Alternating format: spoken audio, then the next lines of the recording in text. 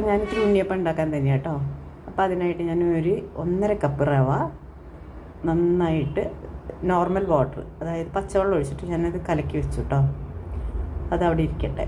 ഇത് കഴിഞ്ഞിട്ട് ഞാനിത്തിരി മിക്സിയിലേക്ക് പിന്നെ ഒരു 250 ഗ്രാം ശർക്കര ഉരുക്കാനായിട്ട് ഞാൻ ഗ്യാസിൽ വെച്ചിട്ടുണ്ട്.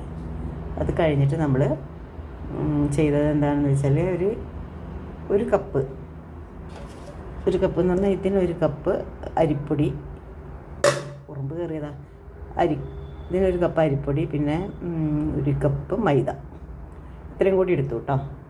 അപ്പോൾ മൊത്തം 1.5 കപ്പ്, 1.5 കപ്പ് റവ, 1 കപ്പ് മൈദ, 1 കപ്പ് അരിപ്പൊടി, ശർക്കര 250 ഗ്രാം. അത് എന്നിട്ട് ഇതിലേക്ക് ഒഴിച്ചു. 2 പഴം കൊടുത്തിട്ടുണ്ട്. ഞാൻ അരിപ്പൂവൻ്റെ പഴമാണ് കേട്ടോ. നമ്മൾ കദളിപ്പഴം ഏത് പഴം വേണമെങ്കിലും എടുക്കാം നമുക്ക്. പഴമില്ലെങ്കിലും